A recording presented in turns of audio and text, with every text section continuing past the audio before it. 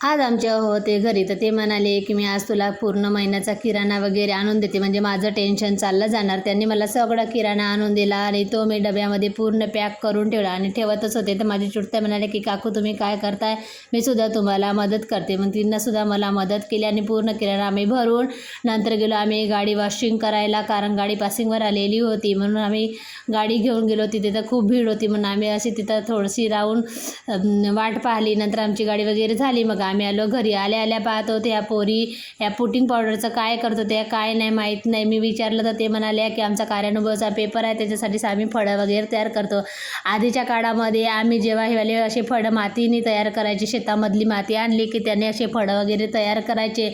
आता ह्या पोरी या पुटिंग पावडरनी तयार करत आहे आणि त्याच्यामध्ये आमची चुलतेसुद्धा हातभार लावत आहे. ती खूप छान अशी ड्रॉइंगसुद्धा करते आणि फळांना सुंदरसा कलरसुद्धा तिला दिला. नंतर आले हे दादा आणि यांनी इतके सुंदर औषधी आणली होती ना, प्रत्येक बिमारीवर हा इलाज होता. गर्भाशयाच्या गाठी, स्तनाच्या गाठी, HIV, TB, कॅन्सर, लकवा, प्रत्येक